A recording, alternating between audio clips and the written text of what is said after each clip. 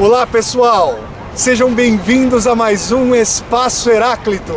Meu nome é Flávio Ricardo Vassoler e hoje, como vocês veem aqui ao meu lado, eu tenho um convidado especial do Peru para debater conosco aqui no Espaço Heráclito uma questão que me parece muito interessante e peculiar. A arte no contexto peruano de meados da década de 60, quando nós tínhamos ali, em âmbito mundial, a Guerra Fria, essa polarização forte em termos histórico-políticos entre União Soviética na parte mais oriental do mundo e Estados Unidos na parte ocidental. Vale lembrar, os telespectadores do Espaço Heráclito bem o sabem e também bem o sofrem, que o Brasil, de onde surge o Espaço Heráclito, sofre uma forte influência dos Estados Unidos, e essa mudança se dá sobretudo a partir dos desdobramentos da Segunda Guerra Mundial. Sobre isso nós vamos falar já para fazer como que uma introdução, até que eu apresente a vocês o meu amigo Walter Maradieg, que é peruano, como eu já disse a vocês, e vai debater esses temas comigo. Mas antes de nós entrarmos no debate propriamente dito aqui do Espaço Heráclito, eu gostaria de falar a vocês sobre as 3 maneiras por meio das quais vocês podem assistir aos programas anteriores da trajetória do nosso Espaço Heráclito. Eu já estou aqui nos Estados Unidos, como os telespectadores do Espaço Heráclito o sabem, eu estou aqui nos Estados Unidos já há 10 meses, tenho mais 2 meses para cumprir aqui de parte do meu doutorado nos Estados Unidos. Então, desde setembro do ano passado, o Espaço Heráclito vem sendo gravado aqui em Chicago. Hoje, como vocês podem ver aqui pelas cercanias do programa, nós estamos gravando aqui este Espaço Heráclito especial com o Walter Maradieg à beira do Lago Michigan, com essa paisagem aqui. Vocês não veem, mas eu tenho um amigo mexicano atrás da câmera que ele não vai aparecer para vocês. Eu estou vendo, o Walter também, tá dando risada o Walter aqui. O meu amigo é mexicano Green está aqui fazendo parte da produção do Espaço Heráclito de hoje. Então, só para retomar, existem 3 maneiras por meio das quais vocês podem assistir aos programas do Espaço Heráclito. A primeira delas é o Portal Heráclito, www.portalheráclito.com.br. Se vocês entrarem ali na página e rolarem um pouco para baixo a barra da página, vocês vão ter acesso a todos os programas da trajetória do Espaço Heráclito. Este programa, se eu não me engano, é o 67º da nossa trajetória. Então, todos os programas são compostos por 2 blocos, bloco 1 e bloco 2, e devidamente numerados e intitulados. A segunda maneira é o YouTube. Vocês entrarem ali no YouTube e colocarem o nome do programa, Espaço Heráclito, ou então o meu nome, Flávio Ricardo Vassoler, vocês também têm acesso a todos os programas. E a terceira maneira é justamente a página da TV UOL, que é parceira da nossa TV Geração Z. Se vocês entrarem na página da TV UOL, vocês vão ter acesso à maioria dos programas da trajetória do nosso Espaço Heráclito, que agora em setembro vai completar 2 anos no ar. Então, eu só lembro a vocês, antes de nós começarmos a discussão, apresentar o Walter a vocês, que o Espaço Heráclito vai ao ar quinzenalmente, às segundas-feiras, a partir das 10 horas da noite, horário aí do Brasil, pela página da TV Geração Z, www.tvgz.com.br. Tá bom, pessoal? Agora, gente, gostaria de apresentar a vocês aqui o meu amigo Walter Maradieg. Ele, antes de nós começarmos o debate, falou: Flávio, não vai falar que eu sou de Lima. Por quê? Porque nós fizemos uma gravação anterior a esse programa e eu havia apresentado o Walter como limenho. Walter, tudo bom? Como é que você está? Já que nós estamos próximos aqui, eu te cumprimento. Walter, conta um pouco da sua trajetória. O que você está fazendo aqui em Chicago? Os telespectadores já sabem que você é peruano. Da onde que você veio no Peru? O que você fez lá no Peru? Eu sei que você fez o mestrado, você vai contar. E o que você está fazendo aqui nos Estados Unidos? Sí, bueno, gracias Flavio por invitarme, gracias a ustedes por estar acá. Yo soy peruano, no soy de Lima propiamente, soy del norte del Perú, de una ciudad que se llama Chiclayo. Estoy acá haciendo un doctorado en literatura en Northwestern University. Estoy en mi primer año, literatura hispanoamericana. Y bueno, antes de venir acá también realicé una maestría en antropología en Lima. ¿En cuál universidad? En la Universidad Católica de Lima. Ah, sí. Entonces, bueno, antes de venir viví en Lima por 4 años, pero bueno, antes vivi em Chiclayo casi toda a vida. Sim. E pessoal, o tema sobre o qual a gente vai falar hoje aqui no nosso Espaço Heráclito é uma discussão, eu tenho muito interesse em que o Walter desdobre essa discussão para nós. Por quê? Porque eu havia falado a vocês então que o tema seria a questão da arte peruana em meados da década de 60. Os telespectadores do Espaço Heráclito bem sabem, ano passado no Brasil fez 50 anos daquele descalabro que foi o golpe militar apoiado pelas tropas americanas, pelas forças político-militares dos Estados Unidos, aqui dos Estados Unidos. O golpe militar no Brasil, golpe militar, digamos, preventivo, profilático pelos termos da direita conservadora, obviamente, vem na esteira, por exemplo, da Revolução Cubana, não só da Revolução Cubana em 59, na América Latina, mas como um aspecto preventivo para resguardar a forte influência dos Estados Unidos, da política capitalista dos Estados Unidos, ao longo de toda a América Latina. Só que aí, Walter, eu te pergunto e quero que você faça, então, por favor, a contextualização em relação à situação específica do Peru. Enquanto Brasil, Argentina, Uruguai, Paraguai, Chile passaram por intervenções militares de direita, o que aconteceu no Peru, Walter, em meados da década de 60? Sí, eso es bastante interesante y creo que puede servir como contextualización. A inicios de la década del 60 en el Perú, hubieron bastantes movimientos campesinos que se levantaron en contra de los hacendados, es decir, de los grandes latifundistas del Perú, que, digamos, tenían como propiedad grandes zonas de tierra y que contrataban a los indígenas como trabajadores, pero en muy malas condiciones. A inicios de la década del 60 empiezan a haber diferentes revueltas campesinas y a inicios de la década del 60 teníamos un dictador militar de derecha, pero en el año 65 se celebran elecciones y gana un candidato democrático de derecha. Pero en el año 67 hubo un golpe militar que instaurou una dictadura militar de izquierda, nacionalista. E aí eu te pergunto, quais eram os grupos que faziam parte? Então, ou seja, está me dizendo que parte do exército, o exército peruano era dividido, era fortemente dividido. Havia facções de direita e essa facção de esquerda, que eu suponho que fosse majoritária à época, deu o golpe militar. Quais eram as tendências esquerdistas desses militares que tomaram o poder? Sí, bueno, digamos, el socialismo, el marxismo llegó al Perú y tuvo una historia bastante interesante que data desde más o menos 1920, pero muchos de estos movimientos de más o menos de 1960 en adelante tuvieron gran influencia del marxismo y del socialismo, pero también de ideología indígena, es decir, proveniente de movimientos que trataban de recuperar el pasado incaico, ¿no? Entonces hubo una mezcla bastante interesante, ¿no? Entre que se imaginaba al imperio incaico como un estado social comunista perfecto, más la ideología comunista que llegó, ¿no? Pero entonces, habían como que dos tendencias entre los grupos de izquierda de ese momento. Habían los maoístas y habían los estalinistas, o sea, los que trataban un poco de, por un lado, seguir la tendencia marxista-maoísta y por otro lado el marxismo-leninismo, por así decirlo.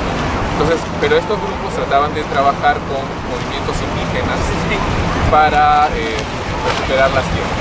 Entonces, en este contexto, un grupo de militares de izquierda, pero también fuertemente nacionalistas, toman el Estado, hacen un golpe de Estado y en el año 67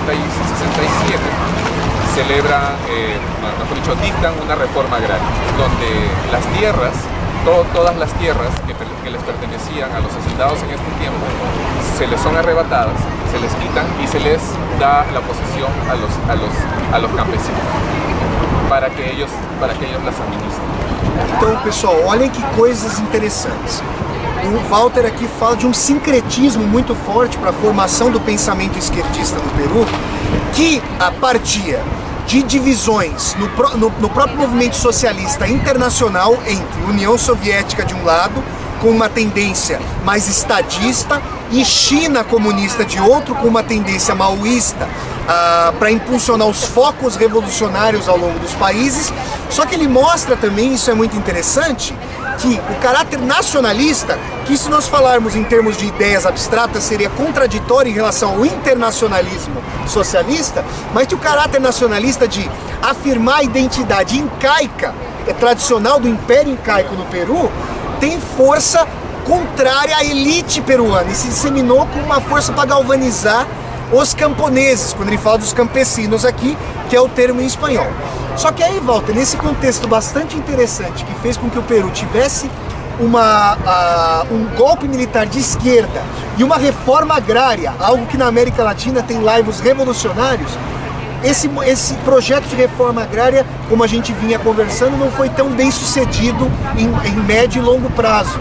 E aí nós começamos a ver o surgimento de um movimento que não queria se vincular ao Estado para estabelecer uma revolução no Peru.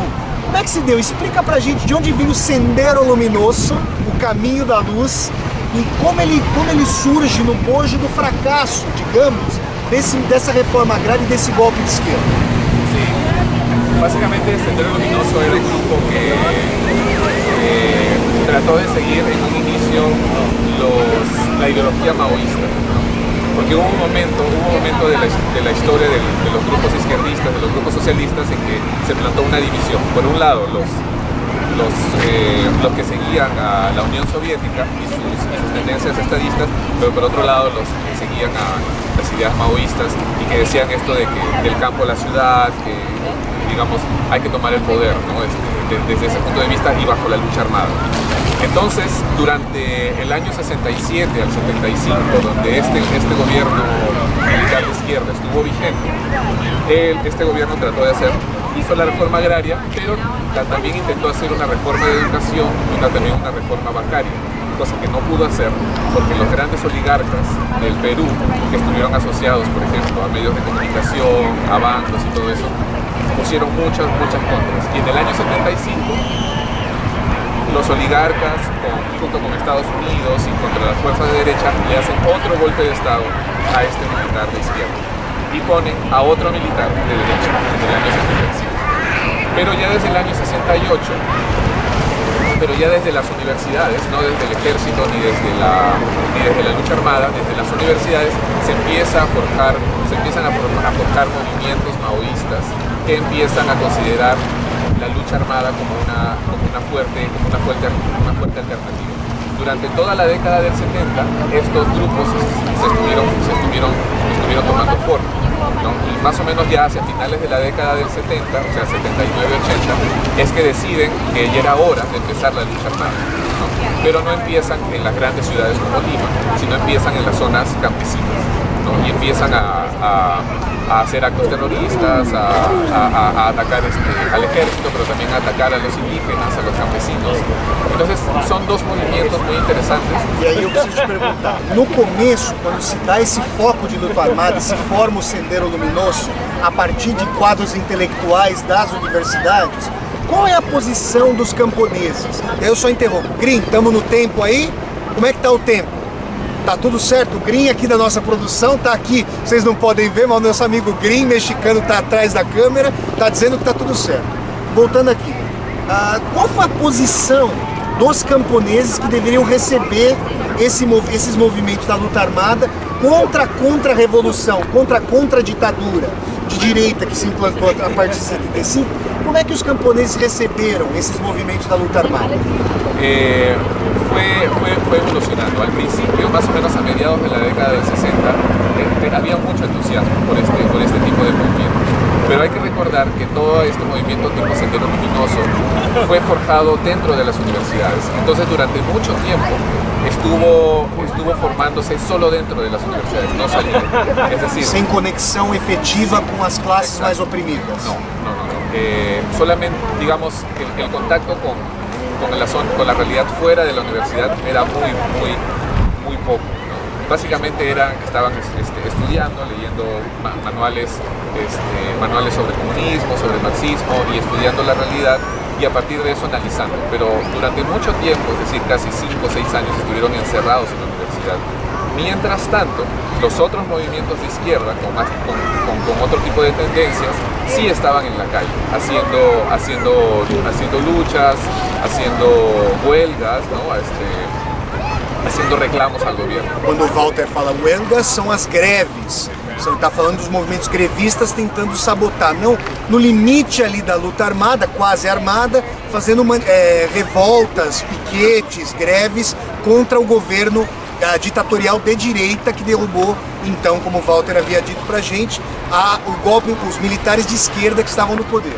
Sí, es muy interesante porque justamente estos grupos como lo que sería en el futuro Sendero Luminoso, ellos pensaban que los otros grupos, los que hacían huelgas, los que hacían reclamos, eran casi como traidores, ¿no? Eran como revisionistas. Isso, reformistas, que eles não eram suficientemente radicais. Para empezar la lucha armada, que era, según ellos, lo que de verdad necesitaban.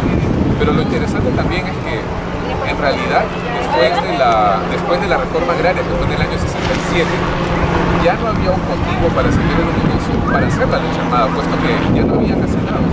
Pero ellos igual persistieron en esta idea de que el campesino estaba oprimido y que las clases altas debían ser derribadas, ¿no? Entonces había una especie de ceguera ante lo que de verdad estaba sucediendo. E eu imagino que o Sendero Luminoso, então, a partir da derrubada do regime militar de esquerda em 75, se radicalizou. Aí o Sendero encontrou a oportunidade para radicalizar, para tentar a conexão armada com as massas, com os camponeses, para tentar tomar o poder, é isso? Sí, en realidad empiezan a salir fuera de la universidad, pero todavía no hacen ninguna lucha armada, no hacen ningún acto grave, pero sí empiezan a reclutar a jóvenes campesinos de las poblaciones indígenas y los empiezan a reclutar para instruirlos, ¿no? para digamos empezar a formar una especie de ejército popular, por así decirlo. Y esto demora más o menos unos 5 años, es recién en el año 82, no recuerdo, que hace el primer acto terrorista, que es en realidad... Por ato terrorista, o que você está chamando? Exemplifica para nós aqui, o que seria uma ação do Sendero Luminoso ali? La primera acción terrorista no fue muy grande, pero fue muy simbólica, porque en el año 81 se celebraron elecciones. O sea, el Perú tenía más o menos 16 años sin elecciones. Y cuando durante las elecciones se terminó de la zona de Ayacucho São as urnas de votação, só para a gente fazer a tradução simultânea do espanhol para o português aqui. Ou seja, simbolicamente eles falam, a eleição, a democracia normal não é um caminho para a transformação da sociedade.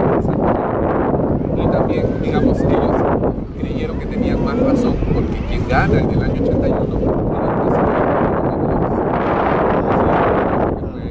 presidente que fue derrocado, ¿no? Entonces ellos sintieron que en realidad nada había cambiado.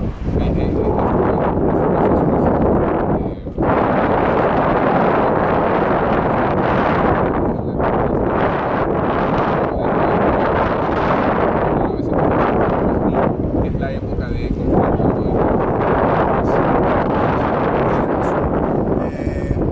Walter, nós fizemos aqui nesse primeiro bloco, a gente vai se encaminhando mais para o fim desse primeiro bloco. Qual foi a nossa discussão então?